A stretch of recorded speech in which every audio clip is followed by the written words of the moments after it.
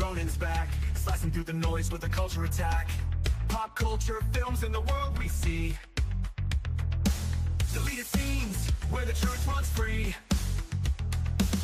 Take care, stay strong, we're breaking the mold. Be safe, stay healthy, let the story unfold. From watch parties, reviews to the news we spin. Deleted scenes, yeah, this is how we win. Take care, stay strong, we're breaking the mold.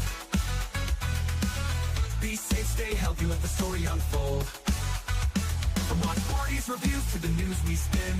Deleted scenes, yeah, this is how we win.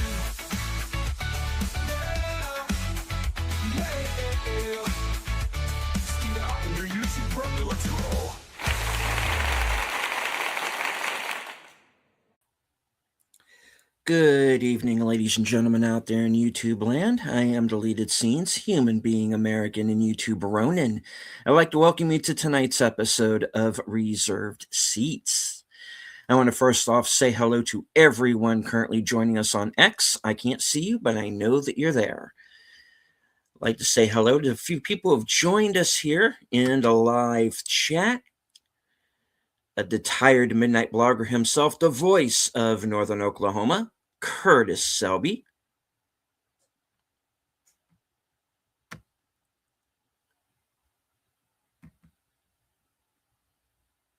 Faithful Blue Wrench channel member, the Bird Woman of YouTube. Watch out for her channel, Fluff Chick Productions. It's Connie Cleary. Channel member, JPRPH1. Bringing the Geeky Geezers raid, Troy Pacelli. And of course, his better half, Netters Network.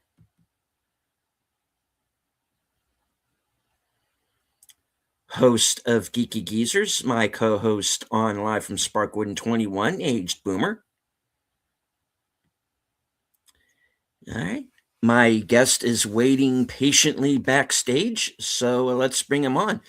Ladies and gentlemen, the head honcho over at Pop Culture Minefield, Gerry Kissel.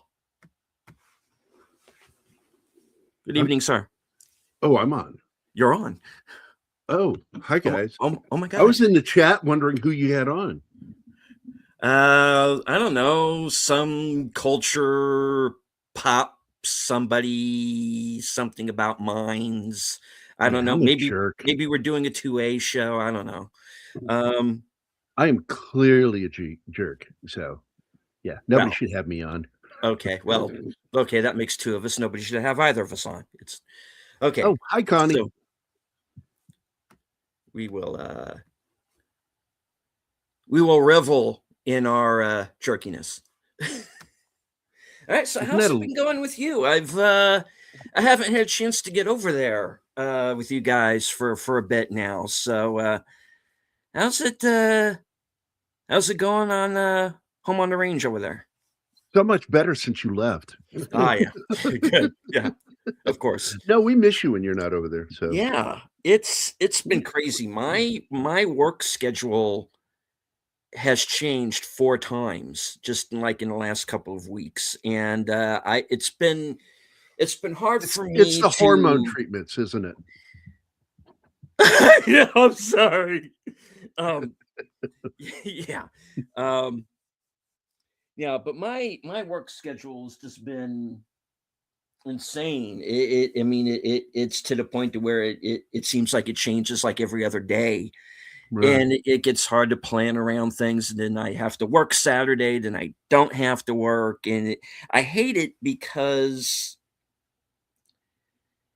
it leads to inconsistency. And, I get invited onto a number of programs and I have to turn them down because, my work schedule is what it is sometimes. And, Anima, she said, well, just assume you're not going to come. You don't have to tell us you're not showing up. Just let us know when you will. Yeah, well, it became so frequent. Probably what I have to start doing. And hello to Tim Hayes. Thank you for joining us, sir. Oh, hey, Tim. Yeah. I saw Troy's here and Netters is here. Troy and Netters here? And of course, Troy will be joining. If I can speak, my tongue is numb. Hey, words are hard. It's hard. Um, uh, if you stay till the end of this broadcast, you will be sent immediately over to Troy's channel for his Doctor Who rewatch, which is going to be, I don't remember the name of the episode, I've forgotten, but it's the episode that introduces the Daleks. So, Oh yeah, that's second season. ah. As I recall, is that second season? Oh, go to fucking bed. I am sorry. I Oh, love you, baby. Go to bed. hello, Anima. We Yes, we have yes, it's very late. Yeah, please, don't worry. I will bring him back to you unharmed. You know, I yeah, don't need my please. woman spying on me hanging out with my friends, man. Damn it, man. Ah, good Lord, that woman. I know. It'll be the end of me.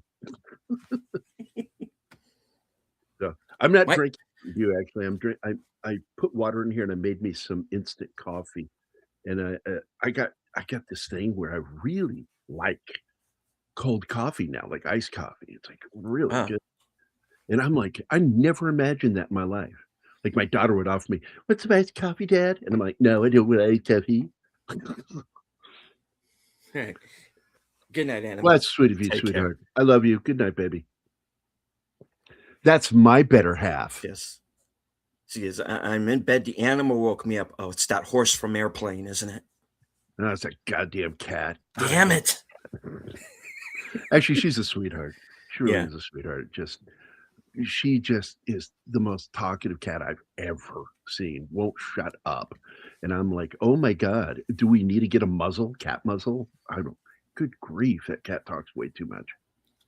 Yeah, I saw a video the other day where it's like cats don't meow at each other, just at humans or something like that. It's just Well, they something make they created noises to at each other. communicate with us. Yeah. They make noises, but they don't do the specific kinds of meows that they only do that with humans. Mhm. And it's their way of trying to talk to us. They're like, "Hey, stupid large cat," because cats see everything as just a Everything's a different cat. word of Yeah. a cat. Like, dogs are just ugly cats, you know? Humans are tall, ugly cats. Mm. And I accept that. I accept that cats look at us that way. But you know, as much of a dog person as I've always been, Mhm. I fucking love cats, man. I just fucking love them. And I have a cat here I have a relationship with. I call her baby girl, which is funny because I refer to my daughter and Anima as my babies, and Mhm. because I care for them and love them so much. But then I got this cat that I call that too, and she's just the sweetest little thing, and little ginger cat. And because Anima knows I have a thing with gingers, like ginger girls, like it's like kryptonite for me, ginger. And that little cat just melted my heart, and I'm just like, yeah, I love that little cat. Mm. And then she got knocked up by some asshole named Ash, outdoor cat, and had like a huge litter. This little tiny cat, she's tiny, and she has like all these cats. And people took the boys, but nobody took the girls. And now I've kind of adopted the daughters. They all hang out with me all the time. They're always like all over me. It's Mm. like so it's four little girls and their mom, and I just love hanging out with them. So when we get a place, once she gets here, we're gonna have to figure out how to survive with a cat full of female cats because they're all female cats.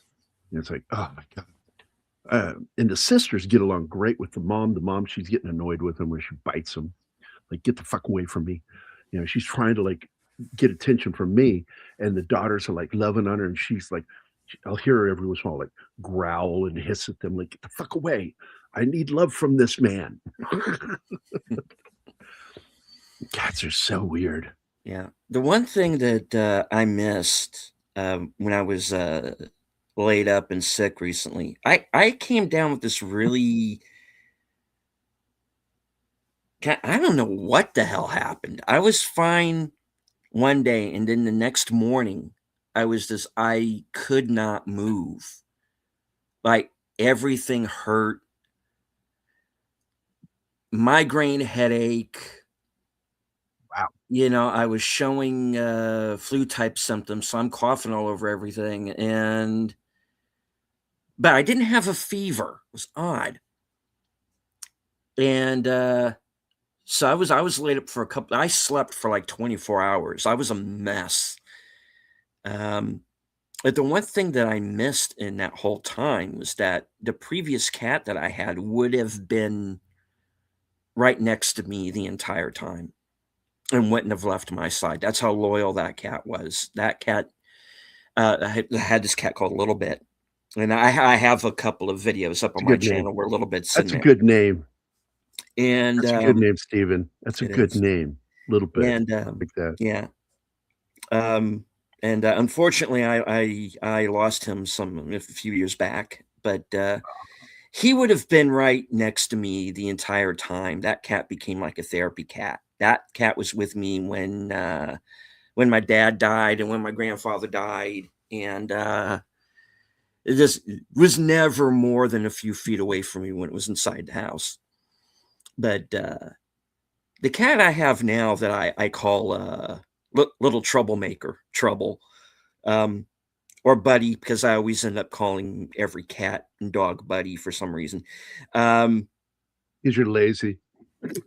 Probably. And but that cat won't stay in the house anymore in like a few minutes because it was an outdoor cat. It's a feral that I got to kind of calm down, and I feed it and it'll come into the house, and it's actually kind of a sweet cat, but doesn't like to stay indoors for very long. Name the cat after the singer because it is a feral cat, so therefore call it Pharrell. Oh, yeah. Damn it. I should have. Yeah. There I go. Right. Right.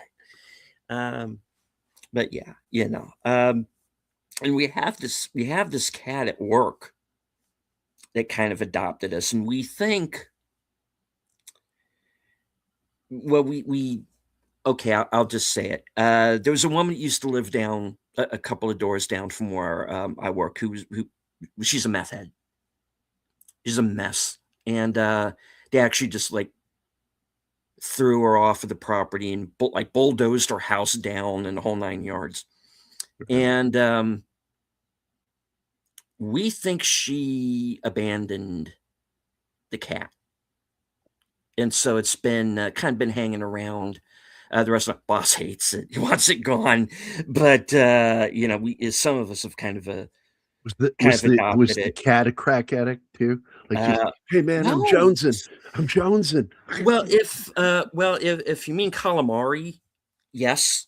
Yeah, I'm jonesing for some fish. Yeah, calamari. You got? What do you mean you don't have some some today? But other than that, very very sweet cat, but won't let any of us near it. Right. It comes like within a few feet of me, and then it'll like run off. So I haven't been able to get close enough to tell if it's male or female or not. But very sweet. But I always, again, one of those cats that says kind of, how you doing? How you doing today? What's calamari? It's very, so yeah, so I get it. Yes, they are trying the more to speak to stanky the us. seafood, the more stanky that seafood is, the more like it's crack for cats. The stinkier, I swear to God. It's like, man, they're like losing their mind. Like, what the fuck is that, man? It's like, that's my socks. What the fuck is this? My God, what have you been doing? Yeah. And hello to my partner in crime, the toxic gunslinger, the CEO of the Outlaw Bill Sports Network, Outlaw Bill. Yes, Bill's been covering the NFL division playoffs. So, yes. So please head on over there and give him a thumbs up and say hello in the comments and all that. All those clicky, algorithmically enhanced things, or whatever the hell we're calling them now. And yeah. Hey, So Bill, has the NFL stopped being woke yet? So I can come back to watching it? I hope so. I'm so yeah. sick of that shit. Baseball, basketball, like all the cool sports are like woke for a It's while. like everything that was cool kind of is now, and that's one of the things that I find so trouble. Relax, folks. I already did my rant for the evening earlier. I'm not going to rant. Uh, YouTube is probably not going to be very happy with, even though the show did pretty decent. But Now they've yeah, been punishing the shit out of us. I went off earlier, and I hadn't really intended to. And I don't know. It's almost like Mark Ruffalo is my fucking kryptonite. Just every time that guy Oh opens his yeah. mouth, I just snap.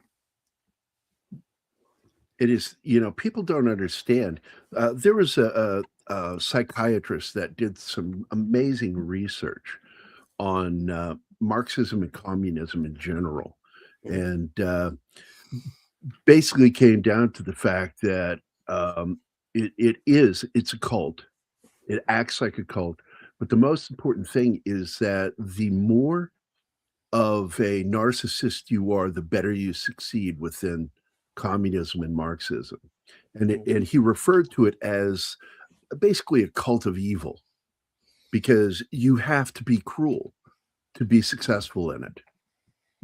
And I'm just like, man, I've always like hated him since I was a kid, but good God. Oh, anyway, it's very strange and odd to see you in phone mode. Yep, I'm doing the horizontal and vertical thing. I've been trying it out, seeing if it. Yes. We watch you while you sleep. No. I'll hang over right here. So it looks like nobody's with you on the show on the phone. Right. So yeah, so it's just this a little thing I'm trying. I know some people don't like it, and I get it, but I've gotten a bit of a bump in viewership when I do it. So Good. gonna try it. Gonna keep at it. We're getting ready to I'm getting ready to push the envelope because I'm sick of YouTube. Now 6 weeks ago, we were doing great. Mhm. Great numbers, our algorithm. And then exactly like the following week, whoa, people aren't seeing us in their feeds anymore. I don't know what we did. I probably pissed somebody off. I don't really care, but I think it's raunchy to do that. It's a bad business model for YouTube to do that when people are wanting to see it, and people were coming to see our shows, Mhm. and then all of a sudden now our shows are dropping down under 100 views over a period of 4 weeks, not even clearing 100, and we're been in the hundreds to thousands of views for the show. But ironically, also with that, we were getting more stupid people that don't understand how to read. That we're not showing a movie, we're discussing a film. It's like people need to shut up. This guy that blathers his mouth needs to shut up and just start the movie. We actually had one because usually we find comments left by Mhm. people that say that, but we actually had a live one on last week, and I went, no, no, no, this this is like a miracle that this happened live, so I can tell you how fucking stupid you are.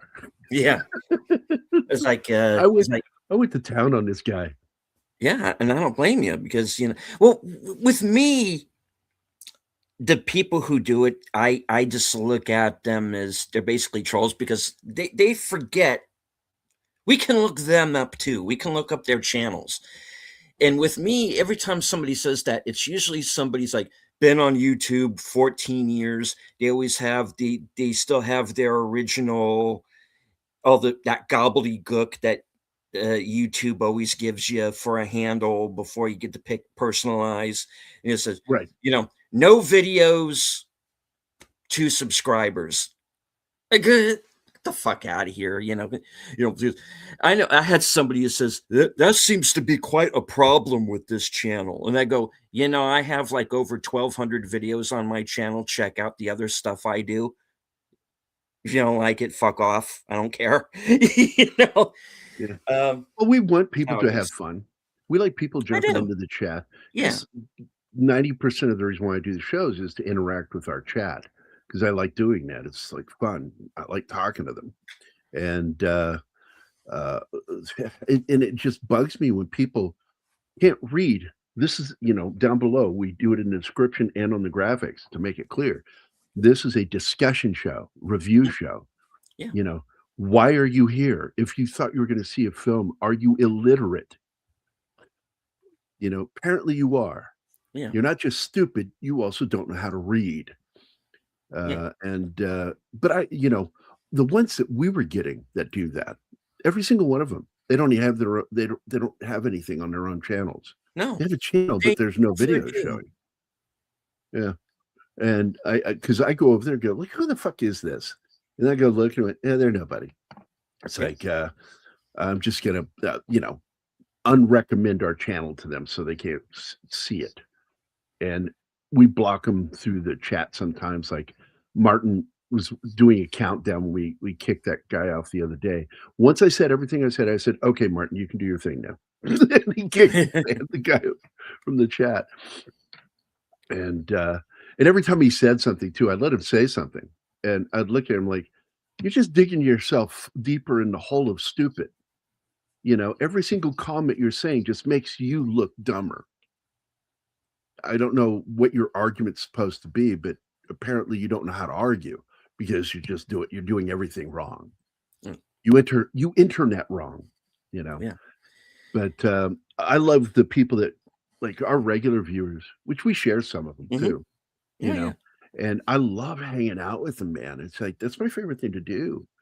And I wouldn't mind if we could do more discussion, but I find, I do 50% of my time is just interacting with the chat because I just like doing that. In fact, we did a movie, what is today? Sunday. So yesterday, I don't think I even talked much about it. Like I threw out some information about it and then spent most of the show just interacting with the chat about movies that, other movies we liked and why they're so good. And that's what I like doing. Like when I go on Zax's show, I get into why I don't like some of the stuff they have on their list and what I do like that's on their list. And that's a fun show to do. I think AJ's doing the show this weekend or did the show this weekend. I only do Wednesdays. It's like it's either Sunday night after Anima goes to bed or Wednesdays are the only nights I get to do anything with other people. Because Christian always gets me on his show talking about music on Sunday nights.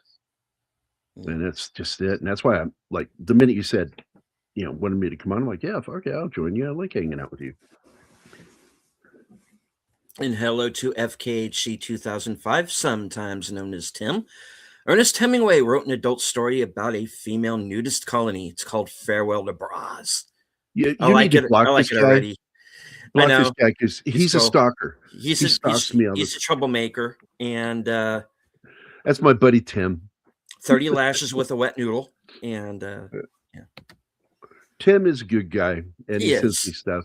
He lives in my old stomping ground. He's out in Virginia, and I miss Virginia. I really do, but it's so lefty right now. I would be very unhappy. I was told by a lot of my friends, like, you don't want to come back to Fredericksburg. This place had completely up its ass, and I'm like, oh, that's sad. What's this? Oh, they're just saying hi to each other. Yeah. Fetch a comfy chair. Yes. Well, we didn't know where the fuck he was from because he talks about a lot of like Australian stuff. And so he's got a kangaroo. And I was like, is he in Australia? Like, and he even kept making, I think that was you, Tim, that kept making the joke about Anima being from Australia, not Austria. And she gets so, I love the way she gets so annoyed with everybody. But now she's lightened up a little bit because of me with the humor. I'm like, no, you got to understand, you got to lighten up and just kind of let it roll. And the way I talk to her, I fuck with Anima all the time. I'm constantly messing with her. And it's gotten her to where she's more comfortable with that kind of humor. And she's gotten a lot better on the show. She still gets annoyed at things that I'm like, stop getting annoyed at them. That's silly. You know, just enjoy that people are fucking weird. I enjoy people's weirdness. And that's the other thing. Yes, it's true. I have a very dark sense of humor. And it really shocked Anima. Like one day we were watching something, and I mean, it was really kind of awful. But the person that had the awful stuff happen to him was an asshole, and I just Mm. fucking laughed. She goes, "Oh my god, that's awful." And I went, "I know, but it's fucking hilarious. Karma's a bitch." Yeah. I like that. I have a very dark sense of humor. Yeah.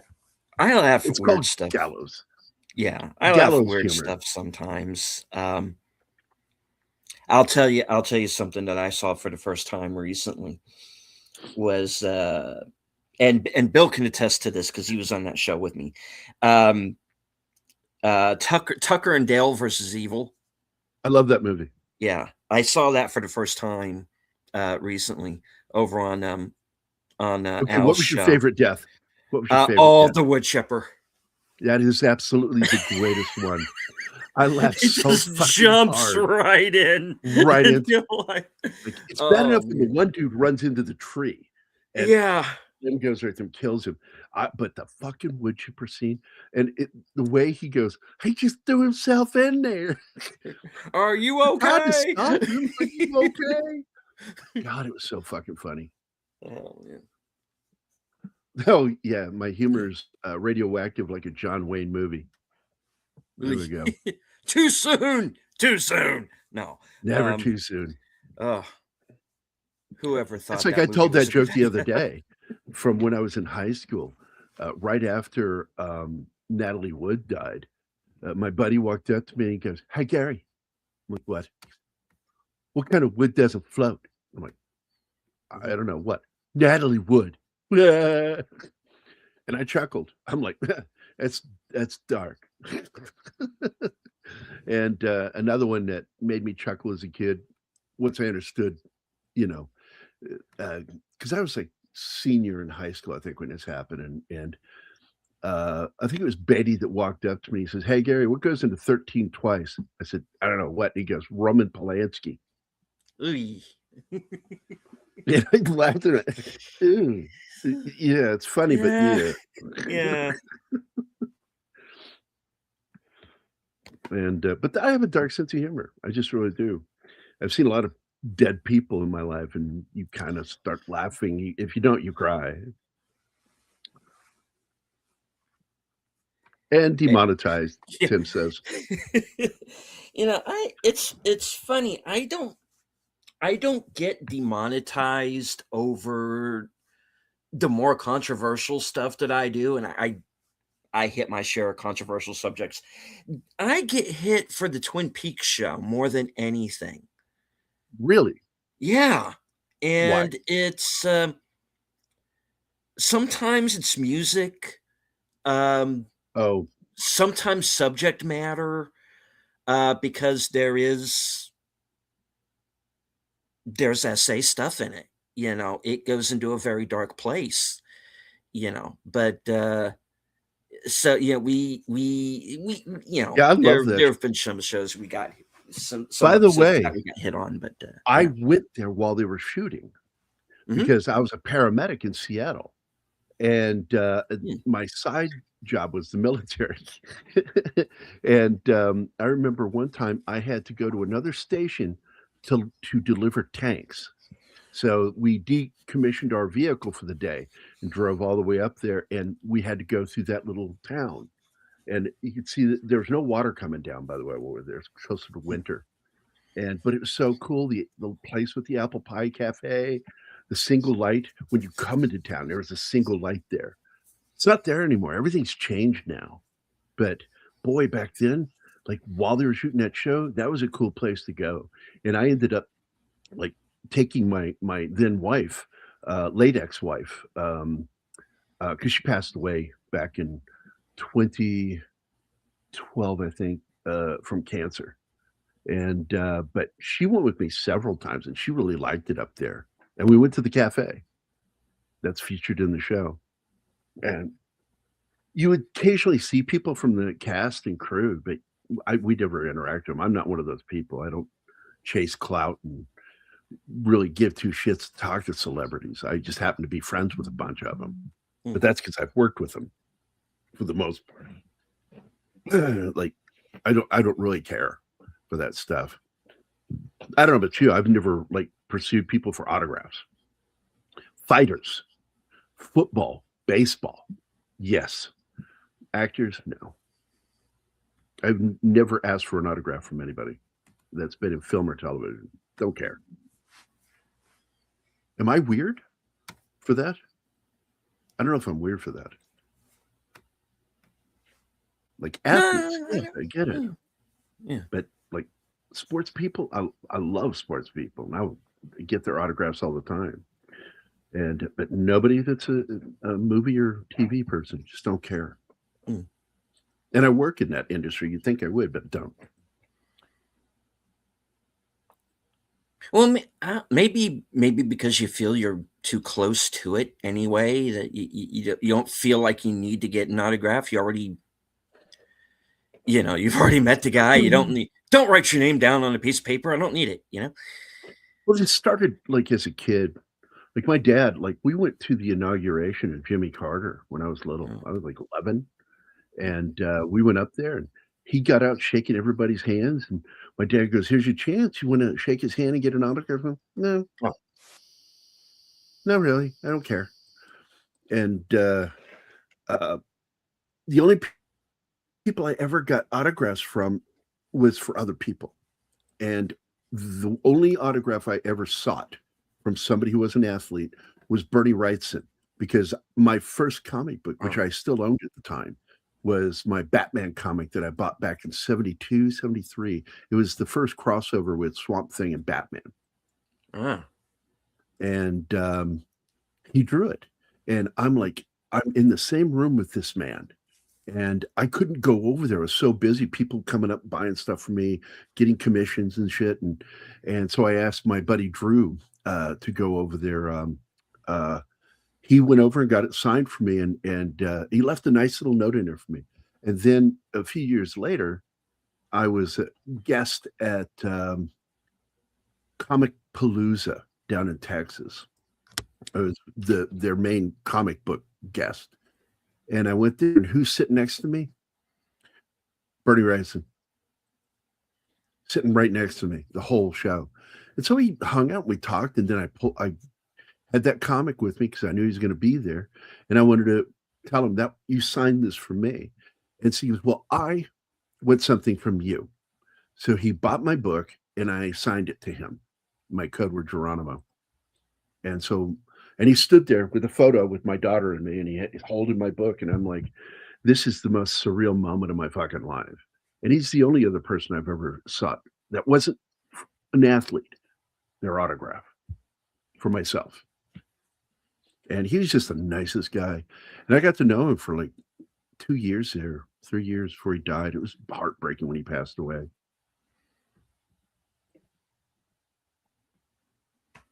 Yeah. You don't get questions in the chat, No. do you? On occasion. So yeah, guys, in the chat, if you do have any questions for Gerry, please feel free to jump in and ask. I'm such a jerk. It's okay. It's all Why good. do I make such bad shows? I don't know. Ask. Well, for one doing thing, more you interviews. invite me on them. That's usually the number one mistake. Well, I don't like being alone. I like hanging out with my friends. And like if I sat and did the show by myself, I wouldn't be doing this anymore. I'd be bored. That's what Mike wanted, Mexican Iron Man. I'm like, I'm not that guy. I'm an introvert, and I function better when I have other people to talk to. And it just, what do you like, Gerry? Tim, I like you. I like you, Tim. And you have a last name that I really like because that is the last name to one of my favorite old lady actresses. And it's a sad day when she goes, Helen Hayes. I loved her as an actress. She did the little mystery shows and stuff. And then her son was Dano on the Mhm. original Hawaii Five O. And James I MacArthur. like the name. Yeah. Yeah, James MacArthur, named after his dad's last took his dad's last name. Helen Hayes, great stage actress, film and television. So yeah, Mhm. I like old stuff, Tim. Um, I like old TV. I like old movies, which is why I'm trying to push for us to do more older movies. But we tend to do mostly because we know a lot of people want to see us talk about some of these other films. But sometimes I get to throw something in, and one of the films I'm looking forward to do is His Kind of Girl with Robert Mitchum, Vincent Price. What's her name? It was produced and directed by Howard Hughes, and it was Jean Harlow. I think it's Jean Harlow. Is that her? The one with the big torpedo boobs and with the black hair, and and it has Raymond Burr as the villain, best known for playing Perry Mason. And like Anima didn't get into it. She watched it with me. She's like, and I said, well, it's a movie I love, and I love the film because Vincent Price stole the movie. Her big complaint about the film is she doesn't like it when the movies are too long. It went too long. It started getting boring and being dragging. And she says this, and I'm like, I played it at 1.3 speed, fast, so like, and it was still too long for you. She's funny like that. She is. Anima. Let me spell it for you. This is my fiance that was dropped in here a little bit ago. Mhm. There you go, Tim. Anima. And a few people call her Enema, and it annoys the shit out of her. It just really does. It's like, that's just not my name. Stop calling me that. And I'm also not allowed to imitate her. She says, you make me sound retarded. So, You make her sound like Arnold. well, that's what I do now. So she says, if you do Arnold, I will accept it. So now when I'm doing an impression of her, I'm supposed to sound like Arnold. And it really went too far a few weeks back when it's like, God, Gary, I can hardly wait till you're naked. I want to tear your shirt off and take you as my man. No. Ah. She's Get like, the little okay, chopper. stop it. She's like, stop it. She's Austrian. Yeah. And she makes fun of Arnold. And this is so funny. She's from Vienna, Austria, where they speak High German. They consider other Germans to be guttural, Mhm. and not dignified. They look down on Germans. The only people they recognize as having an accent worthy of German is the Bavarians. And by the way, Tim, you like this. The first thing I ever said to her, like, I insulted her, our first conversation. I don't know if you knew about this, Steve. No. I insulted her the first time I actually met and talked to her. I said, so you have this accent, and I'm trying to figure out, are you German? She said, no, I'm not German, I'm Austrian. And I'm like, oh.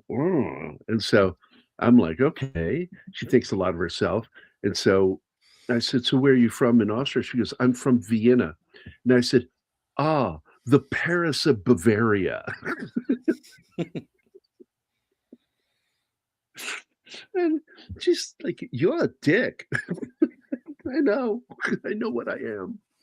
And because it is not the Paris of Bavaria, it's a separate country. So, It's yeah, like yeah. she's fun. What were you gonna say? It's like in The Gentleman who says, the posh side of Croydon. There is no posh side of Croydon.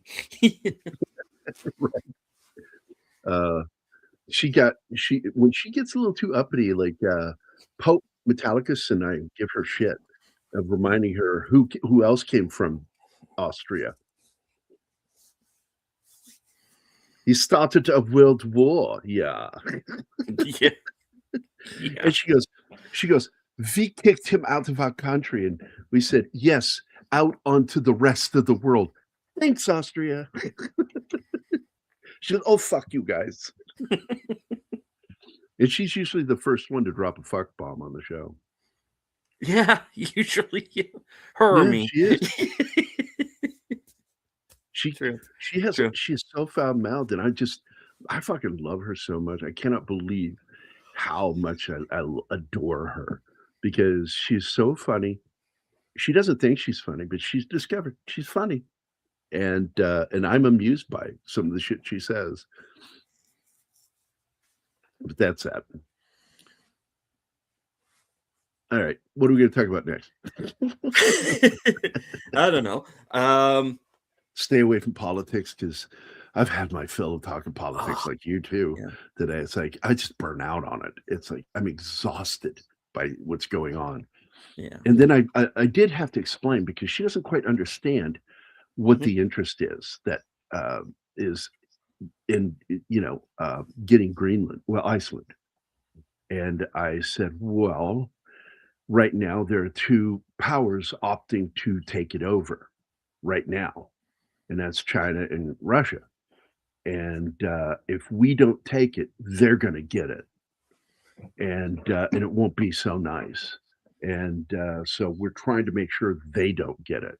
That's why we're interested, because we don't want them. We've already got them over by Alaska, across the Aleutians. We don't need them right up above New York. It's like, fuck that noise. Yeah. And that's it. I don't want to talk any further about it, but I had to explain to her why, because she doesn't understand some of the stuff that's going on. She doesn't give two shits about politics for first place. And so I explained to her why I care, why it's important, why I think it's important. And I don't look at it as politics. I look at this as governance, because I look at it as government. It's government. It's not politics. This is about government. And we can't allow ourselves to be put in a pickle by other countries. We have to stop them before they can do them. And nobody's taking NATO seriously right now. They're like, we're posturing with America. We'll show you. We'll attack you. And it's like, well, the one country we're dealing with right now doesn't even have fucking blanks to have practice military maneuvers. When they do practice maneuvers, they have to walk around and go bang because they can't afford blanks. Wow. And I'm talking about like the Danish. Like, look, guys, we're not going to worry about what NATO thinks about anything. Don't care. And people are like, why don't you care? Because you're not important to what's going on globally right now. You're really playing no major part. You are actually, in fact, going to be in need of assistance with some of your stupid decision making soon. So no, we don't care what you think. And people are like, that's rude. Why do Americans don't care? It's like, it's not about being rude. It's like about what's important. You know, what's important. This is important. That's important. That's important. This thing here, not important. You don't know that, and that's because you're stupid. Yeah. And you see it. You know what I'm talking about. Yeah, I get it. I get it. You know, my thing is maybe a little bit more. I wasn't sure where this was going when you Oh. said my thing, and I'm like, Yeah. man. Oh no, we don't want that. We would need a wider lens.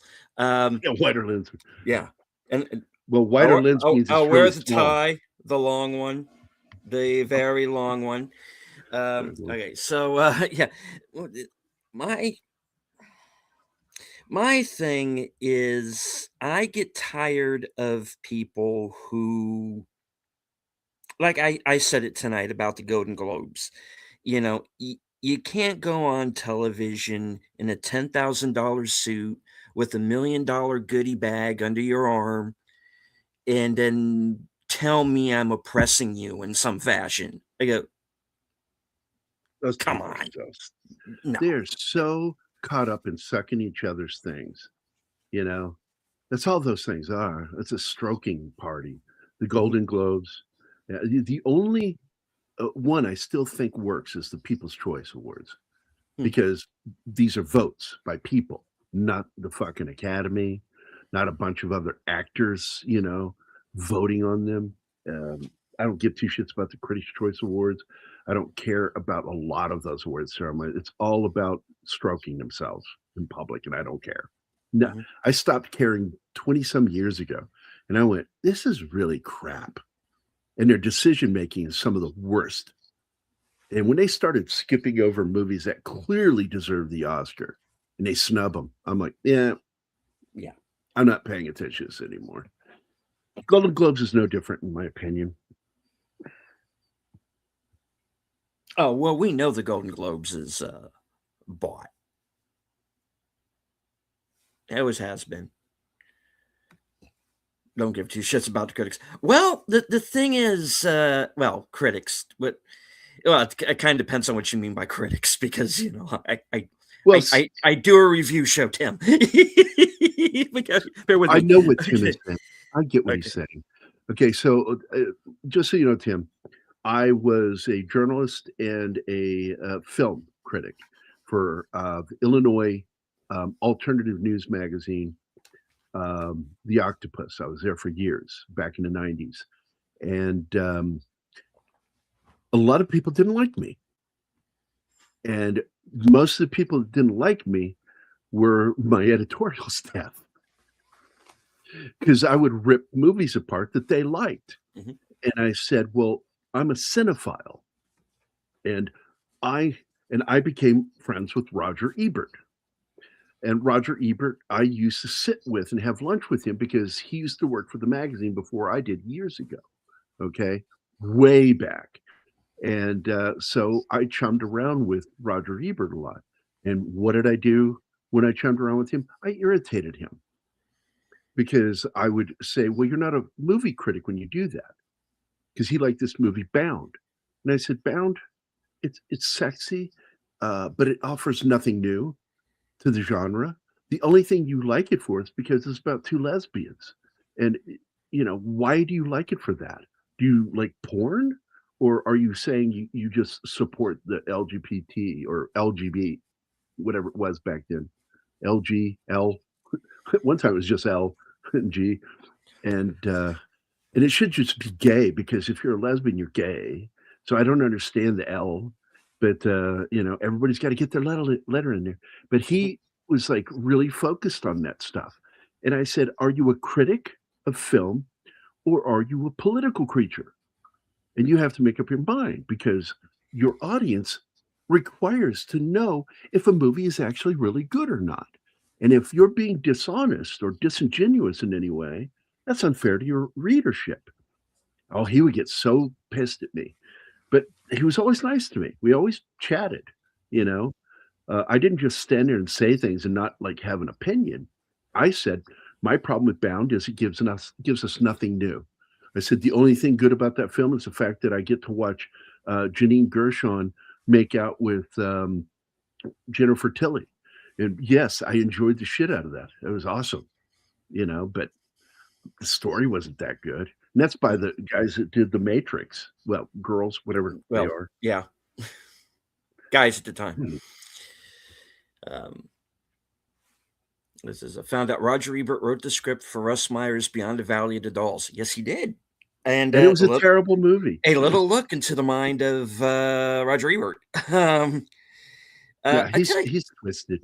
it's not a boring film, but it's a lot. I'll just put Yeah. it that way. Well, I remember one time I said, um, movie critics are like gym teachers. You know, those who can't do teach. Those who can't teach gym. And it's the same thing with critics. Those who can't make studio films make indie films. Those who can't make indie films become movie critics. And I've actually like made short films. I discovered my shortcoming is I don't like actors and some of the people I had to work with. And I realized I'm going to eventually punch somebody. And I really should not. Because I'm military, man. I don't put up with crap. And I was dealing with some of these fucking like liberal arts kids that were just fucking irritating the fucking shit out of me. Like, shut up and do your fucking job. I had a editor who was a fucking junkie, you know. He was like good student, good editor, but he was also a junkie. Hmm. I got a lot of pictures of him too. Good looking dude too. I'm like, what is wrong with you? You're destroying your health to get high all the time. And that's one thing that irritates me. It's like you're all you are is a fancy version of an organ grinder monkey. Just do your fucking monkey work and shut the fuck up. I don't give two shits what you think politically. I don't. You know, if I want your opinion, I will shove my fist up your ass and work your mouth like a fucking puppet. Yeah. Interesting, intelligent character, but you seem like an interesting. Oh, I read that already. So actors are too political, dude. Then if there's not political, they're gay. That's fucking shit. Like I'm not going to argue with that. And here's the funny thing, though, Tim. Here's the truth. I watch Pluribus, and everybody's like, "It's woke." I said, "It is not woke." This guy, I have woke radar, and I mean, I will fucking. You know how I am, Stephen. I will walk away from shows or movies. I'm like, fuck that shit. I saw exactly what they're doing. Not interested. Pluribus is written by a guy who knows how to tell a story, and the fact that she's a lesbian plays nothing really to what's going on in the story because it could just be anybody. There's no politics in it. And I'm like, God damn, this is a good fucking show. I love it. And as a guy who has a gay son, uh, as I jokingly say, you know, he got that gay gene from me. I always joke with people that I'm a gay man trapped in a straight body. But the fact is, you know, that stuff doesn't matter to me. I even said one time, I'll watch woke if they tell me a good story. I mean, Jesus Christ, Sergei Einstein is one of my favorite directors. He did Battleship Potemkin. I love that movie. And it is absolute communist fucking propaganda. That's all it is. But it's beautifully done. I love that fucking movie. Don't give two shits for its politics, but I love that movie. And Pluribus. Yeah, Pluribus. Like I haven't seen it yet. Pluribus unum. Yeah. We're getting ready to do a show tomorrow night on it because Chinatsky's going to join and we're going to discuss the entire season of the show and what we liked about it and why it was so good.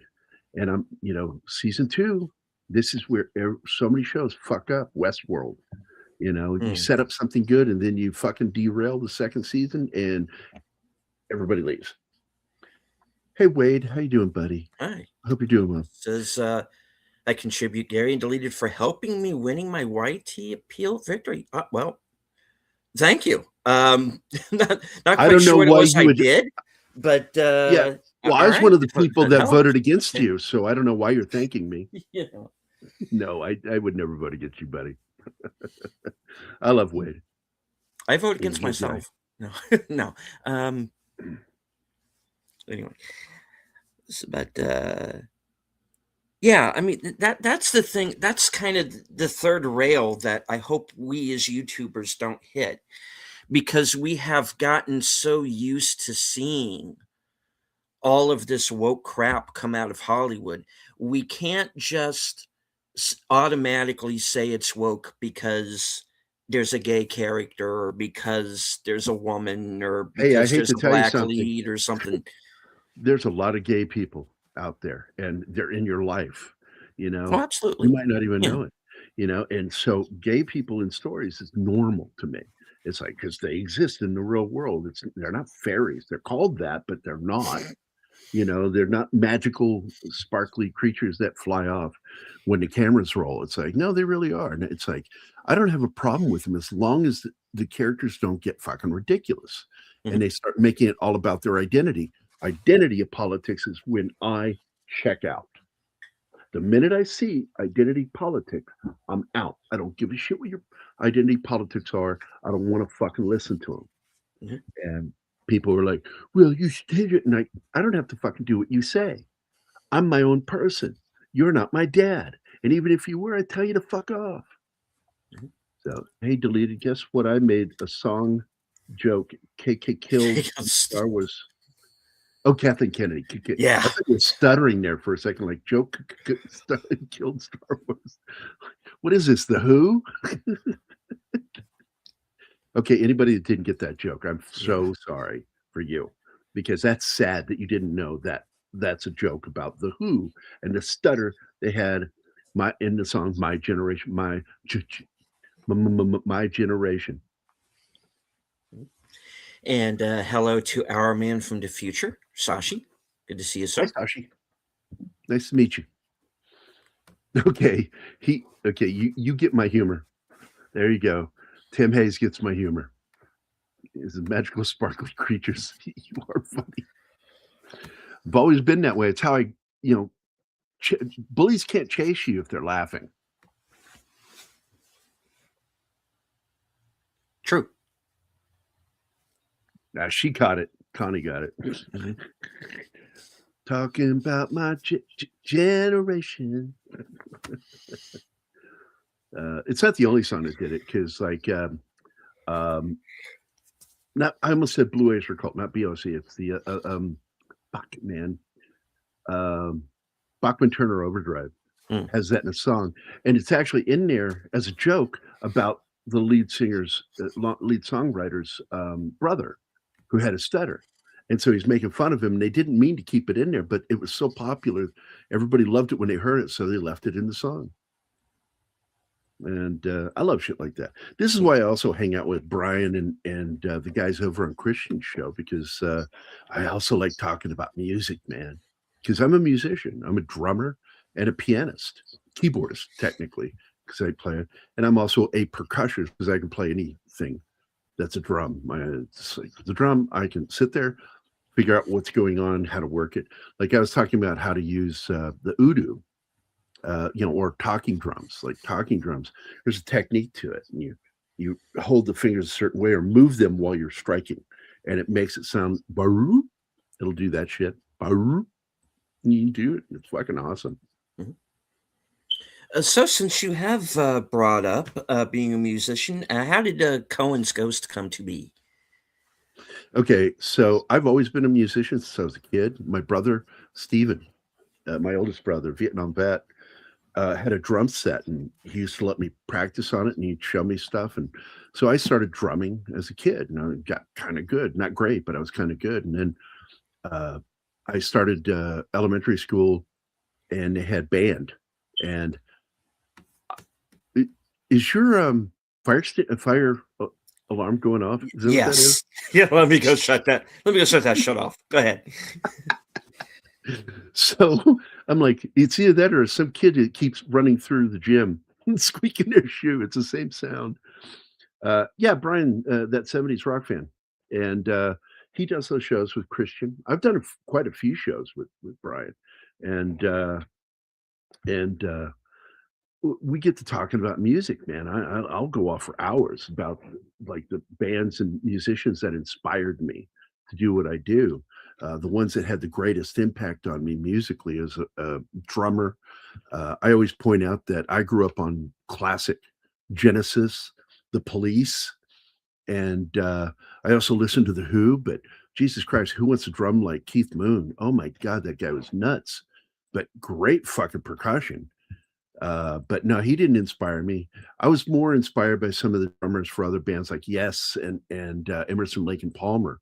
But it was Phil Collins' work on Genesis that blew me away because he used very theatrical drumming, and I really liked that. It's very expressive drumming, and a lot of flams, a lot of quads, and just his fucking movements are incredible on drums. And then Stuart Copeland was the other biggest influence on me as a drummer.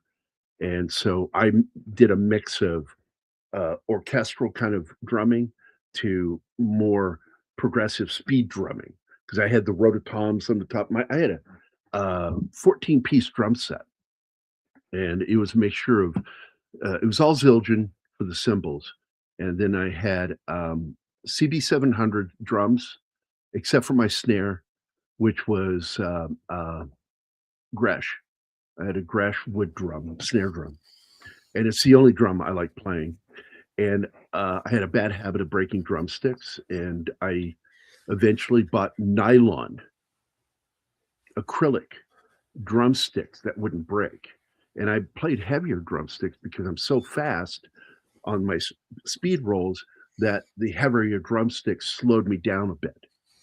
And so I like doing that. And I was also very loud. Greatest compliment I ever got during one of my band's gigs was lady walked up. She goes, "Your band is awesome, but do you think you could hit those drums a little quieter?" And I went, "No, no, they're percussion. No." But they did request that I have a fiberglass, not fiberglass, plexiglass front put in front of my drums when we did closed indoor gigs for smaller venues. And so I would put those in front of my drums because, yeah, I know they can fucking break an eardrum. And I played with all these bands for years, but I had this music I was writing, and I wrote a lot of songs back in the 80s. And none of the bands I was in would play most of them. I was with this one punk band, the Smelly Pubes, and I wrote like 2 songs with them. And then I was with another band going into the 90s when I was in college called Sobek. And it was a kind of a punk band. And I wrote quite a few songs with them, but still they were being done in a way that I didn't hear them in my head. So I kept saving my best songs for later one day. Maybe one day I'll get in the right band and be able to do the kind of music I want to write. And and one of the biggest artists who had an impact on my writing was Peter Gabriel. And Phil Collins is in my drumming, but he's not in how I write songs. And I'm annoyed when people go, "Wait, that song sounds like Phil Collins." I was like, what in that song sounds like Phil Collins? Like, I don't write my chord progressions. I use a lot of sevenths and fifths. Phil doesn't use those. Those are practically jazz chords. And no, I don't write like Phil Collins. My drumming, I know, sounds like Phil, but not my piano playing or my songwriting. And then I even had a challenge once, though, from one of the bands I was in right before I recorded my first album. And they wanted to know if I could write a Phil Collins song. That was a religious song because that last band I was in was a Christian band, Christian rock band. And I went, yeah. So I wrote this song, and they went, "Holy crap, you really made a song that sounds like a Phil Collins song." I mean, I put the saxophone in it, everything. I mean, it sounds like a fucking Phil Collins song. But the other stuff, when they say that, I said, no, it sounds more like Sting or Peter Gabriel, not Phil Collins. And so right around that time, that was 2002, I began recording a lot of my music. And because I got all the gear, so I could just by myself record all the music. I could play all the instruments on my Roland keyboard because it was analog, not synthesizer. It was an analog. So I had, like, when you heard bass on it, that's real bass. When you hear like horns, it's real horns. You know, any instrument you heard is actually a recorded instrument that I can play any way I want. And what's really cool about that Roland keyboard, the $5,000 keyboard, I could, if I did a grace note on like the Irish, it's not a flute, it's like a pipe. I think it's called the Irish pipe. It's a tin whistle, the Irish tin whistle. And I would do grace notes on it. And it actually sounded like I was going from one key to the other on an actual tin whistle. It just had a very natural sound. So my first album is nothing but me on the keyboard. And one song had a buddy of mine play guitar on it. And I was going to go under the name Sonic Temple because I heard Flea say that once about the place where they recorded their best album with I forgot the name of the band, with Flea on bass. Oh fuck, Red Hot Chili Peppers. Red Hot Chili Peppers. I love them, man. And he called that place, that house that they recorded in, their Sonic Temple. And I went, I fucking like that. But what happened? Everybody thinks like Sonic Temple, are you metal band? And I'm like, no, no. I do hard rock, but no, not a metal band. No. And people kept expecting me to be metal. And I'm like, no, I'm not. I'm somewhere between Pink Floyd. Um, I'll do Stomp every once in a while, like AC/DC, because I fucking love AC/DC. And but no, just none of it fucking worked. And the name was bugging me. Now, when I was in the army, my nickname was Ghost. Why? Because I walk very quietly and I would just suddenly be standing behind you. I'm a giant. I'm a giant fucking human being. I tower over people and I'm just suddenly right behind you and people would fucking scream or jump. And like, how the fuck did you do that? I walk quietly. I walk on the outsides of my feet and I'm very quiet. And so my best friend said, you've had so many really good reviews on some of your early music that I was submitting. I hadn't released them yet, but I submitted them. And one of the things that seemed to be a constant is that my songwriting and my rough voice sounded like Leonard Cohen to them, or reminded them of Leonard Cohen. And so my buddy goes, hey, call yourself Cohen's Ghost, because your nickname was Ghost. Cohen's Ghost, just it works. And I looked at him and went, Leonard Cohen's not dead. And he goes, oh, even better. And I'm like, how is that better? My friend is weird. He's funny as shit, though. And so I started calling myself Cohen's Ghost in 2004. And that's when the name came about. And I felt like that doesn't scream heavy metal. In fact, you don't know what it is. And my first album I wrote, I put a trilogy on there that were ghost stories. And so we named the first album, and my buddy Mac was totally involved with this. We called it Cohen's Ghost Songs of Lingering Shades, which means ghosts, songs about ghosts that haven't left. And then I called it the Linus Tale Trilogy, which is an ancient word. Linus is an ancient name for ghost stories, Linus Tales. And so I call it the Linus Tale Trilogy. The stuff is really way smarter than I am. And I thought it was clever, kind of funny. But ended up on the last day, right before I released the album,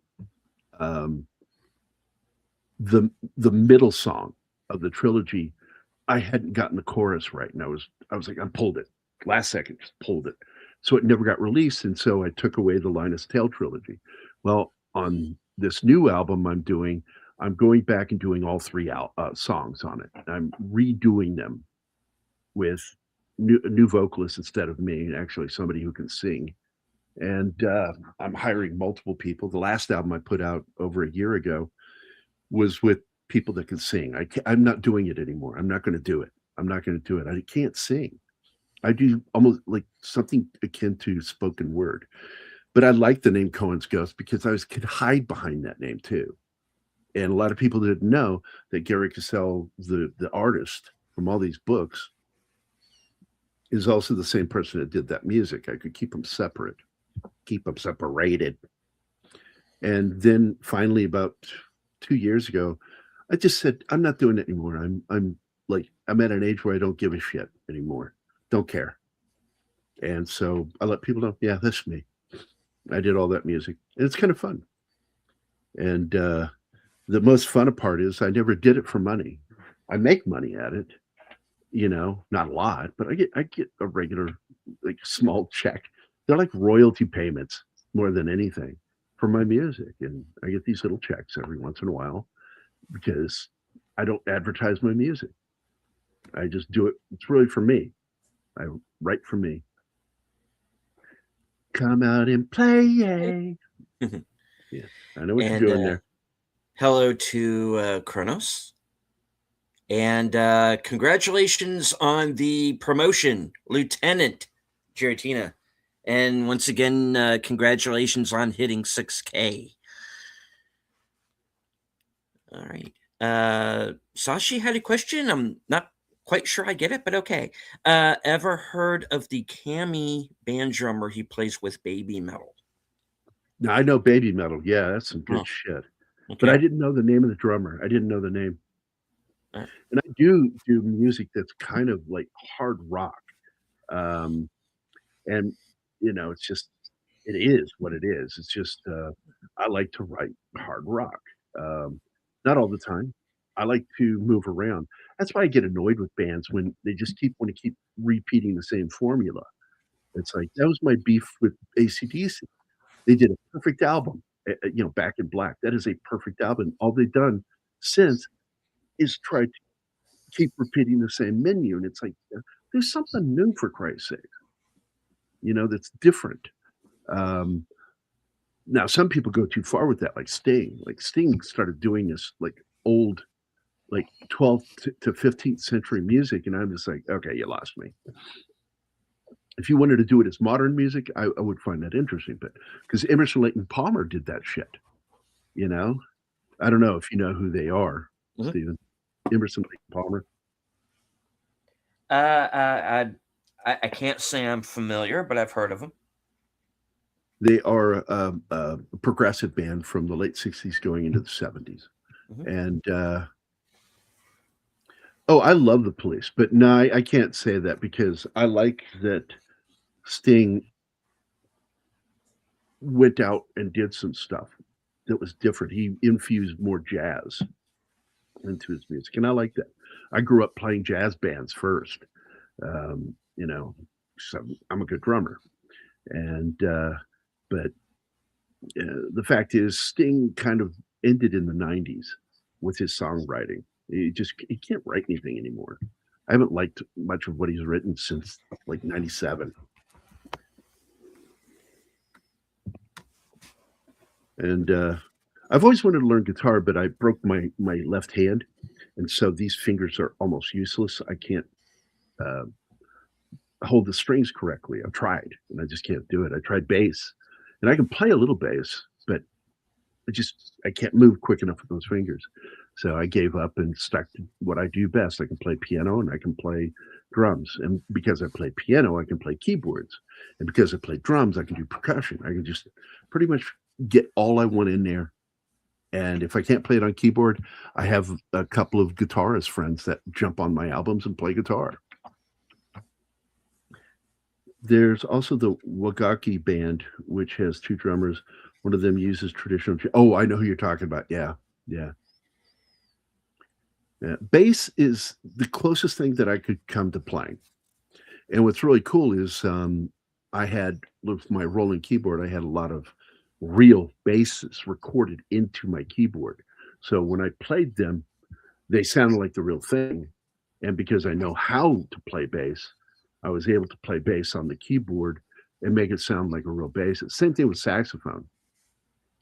And I was originally supposed to play flute back in the fourth grade, and I had a drum. I came with a drum, and I'm like, no, I'm a drummer. The guy, Mr. Jordan, God rest his soul, he was like, we don't have room for another drummer, and I tried it for like 2 weeks, and then I broke down and cried like a little bitch. I was like, I don't want to play flute. My best friend that I grew up with is a flautist. And I said, right there, right in front of him, I said, I don't want to play flute because the flute is gay. And I cried enough to where he just like got tired of it and let me play drums. And I'm like, yay, I win. Uh, oh yeah, I read that one. But I don't know, man. How long is this show for? How long are you doing this? We got a few minutes left to go before we turn things over to Troy and Doctor Who. I did have one quick question before we start wrapping it up. You do have a book that you are working on. Yeah, I've What's been the working on this thing. It's been a status? struggle. 12 years. I'm still working on it. Uh, I need an editor. I can't edit. I can't edit. I tried and I failed. And I admit it. I cannot fucking edit. So I've been begging somebody to be my editor for a while. Like, please be my editor. And nobody fucking wants to do it. Nobody wants to help. So I finally met a guy the other day that is a comic publisher, that we clicked, and so we're going to have a conversation within the next week or so because I need someone to come in and help me and make sure that I'm headed in the right direction with some of the shit that I'm doing, and that this makes sense to other people than just me. I work by myself, and it's people don't know how hard that is. Like, some people, they don't want to put something out that's great.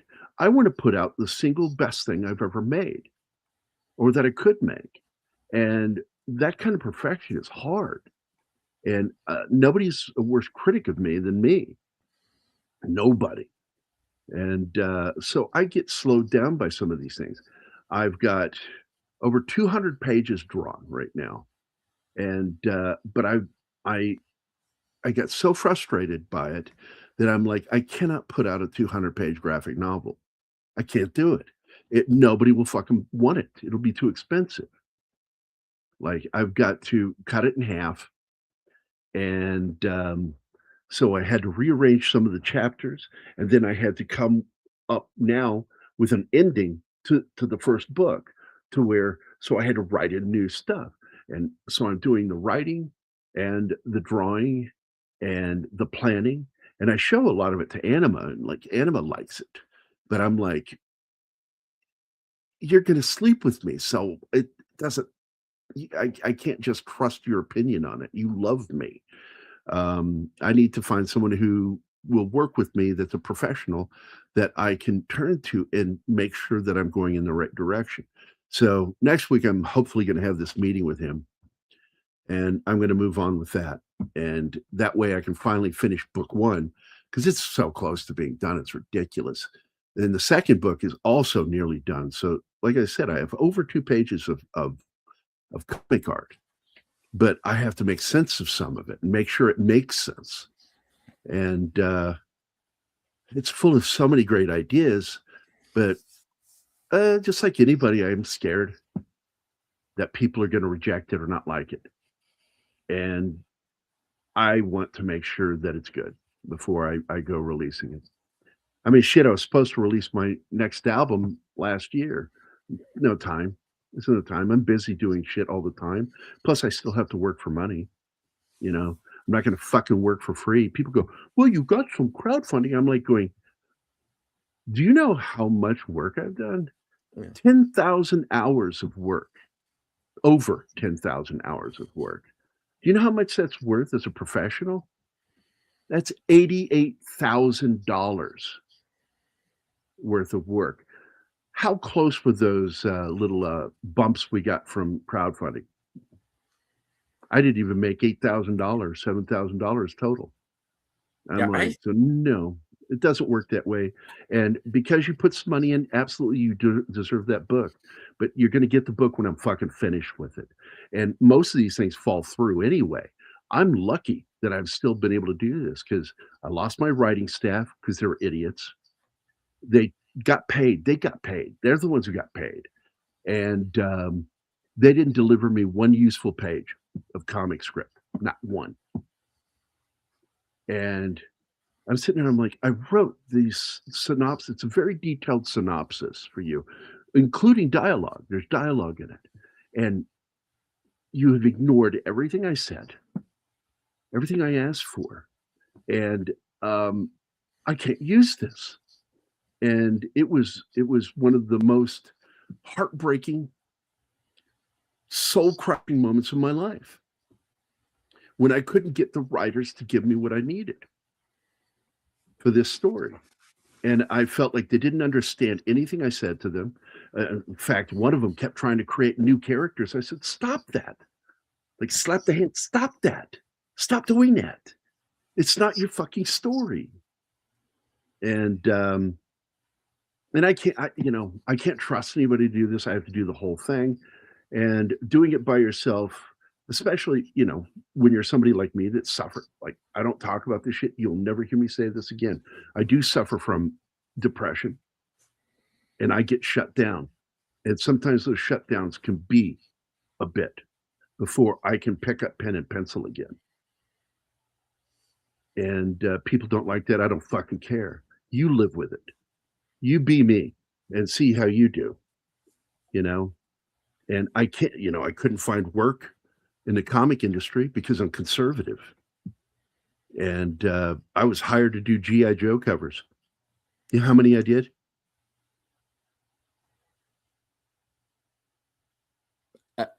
Refresh my memory. Andy Schmidt hired me as the new G.I. Joe cover all the way back in 2014. I didn't do a single cover for years because that asshole that took over wouldn't talk to me. He didn't like me. He was a commie. He was. I mean, he's an actual card-carrying commie.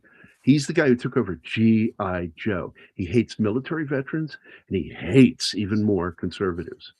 And he would not fucking hire me, even though I was already hired. He would not fucking bring me in to do the covers. And it wasn't until he got fired that Tom Waltz finally gave me my one cover before they lost the IP.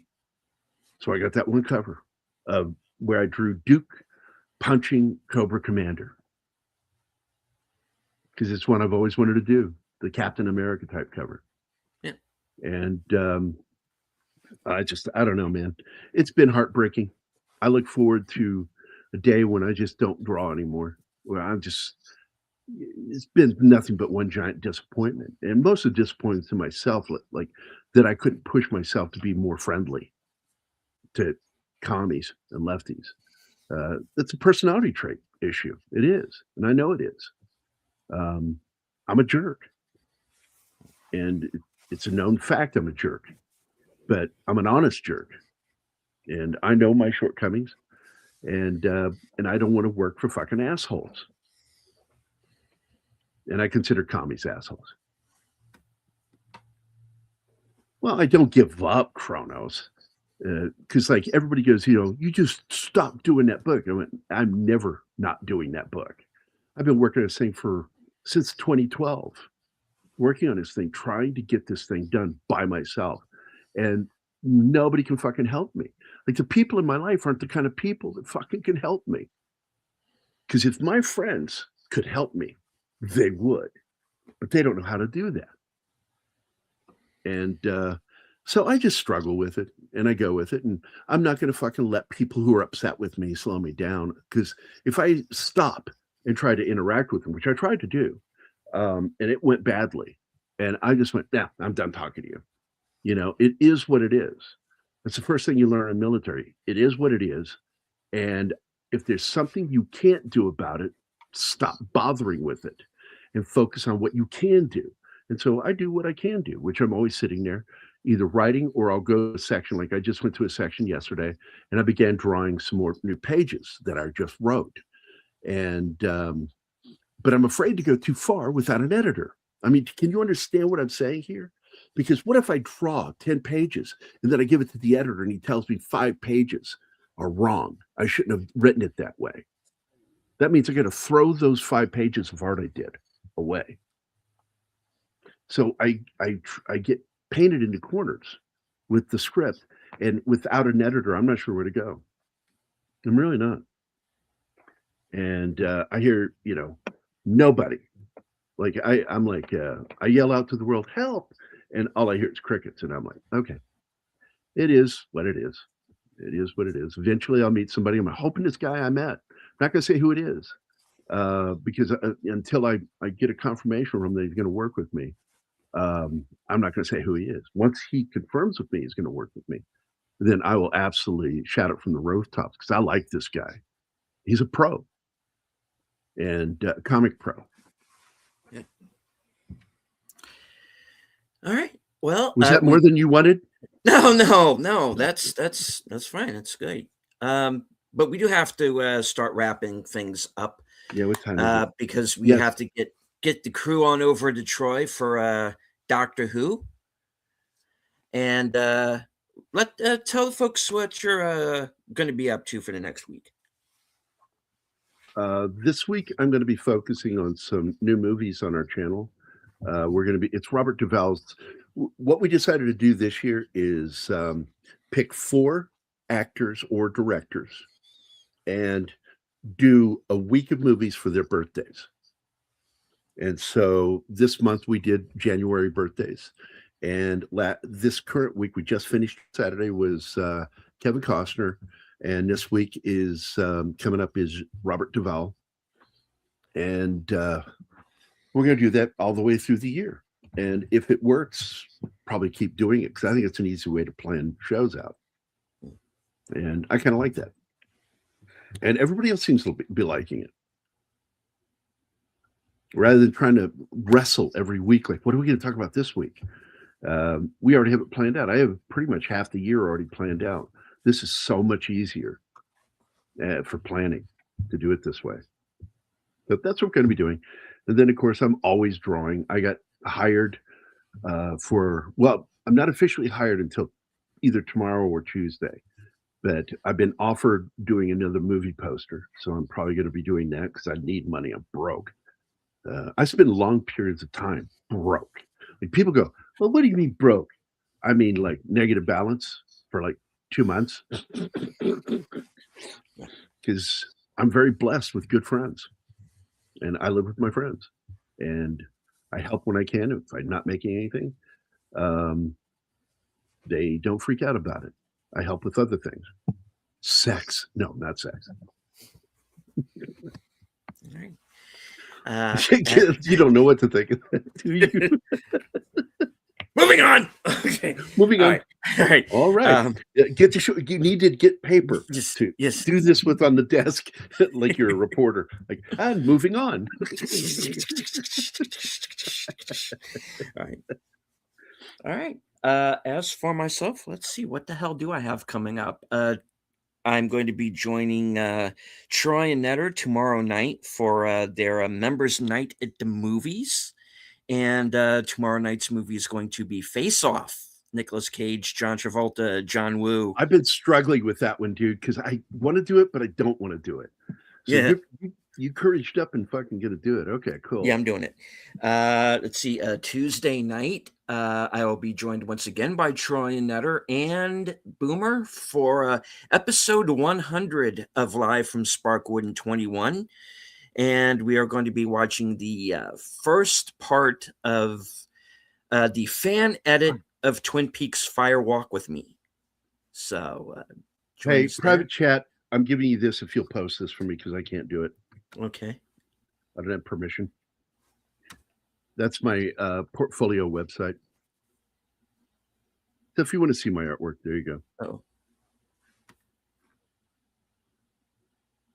I'm getting that 404 error page thing. Damn it. Really? Oh, hold on. Yeah, I am. Yeah. Hold on. Hold on. Let me make sure I've got the right address. Okay. Yeah. Okay. It's the wrong one. Hold on. All right. While you're doing that. Oh, I see what I did. I gave you only part of it. Oh. I'm an idiot. I'm a fucking idiot. Right. Hold on. Here you go. Try this one. Okay. There. Helps if I capture the whole fucking address. See if that works for you. Yes, it does. Okay, let me and I work for Dale Dye.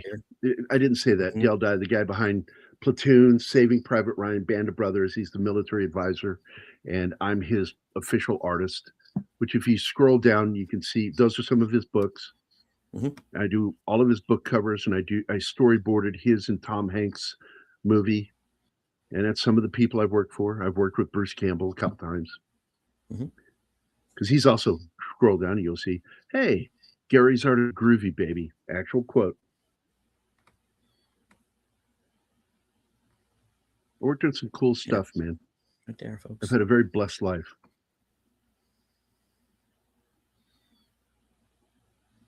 People go, do you know Bruce Campbell? I said, not only that, he knows me.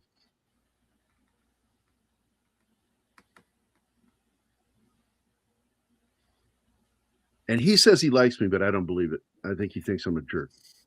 It's my personal, real opinion. I think he really doesn't like me. He pretends to like me because we have a mutual friend. Okay.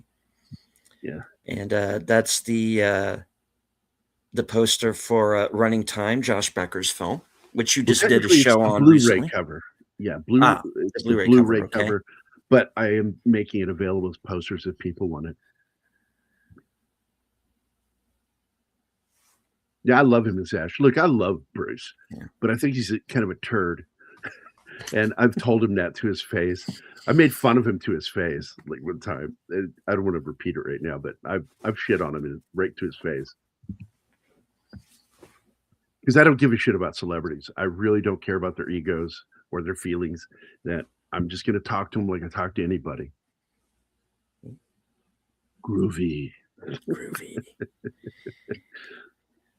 Good, right. bad. I'm the one with the gun.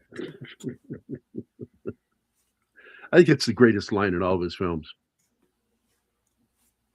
From Army of Darkness. All right, man. You're good. You're good shit. You're goody two shoes, Ash. All right. Well, thanks for inviting me, man. I appreciate it. No problem. No problem. I miss hanging out with you all the time. So I like. Yeah, this is nice. Hopefully, if all goes to plan Saturday, I'll be able to jump in. That'll be nice. Right on.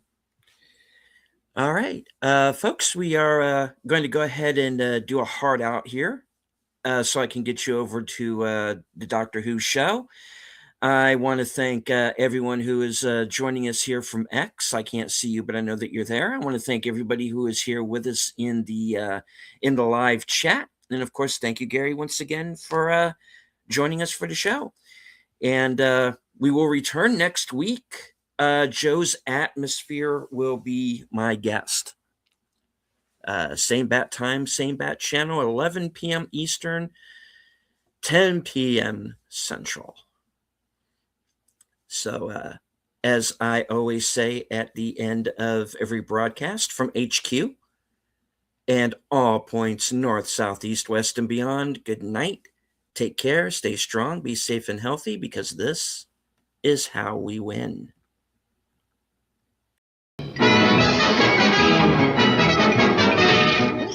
That's all, folks.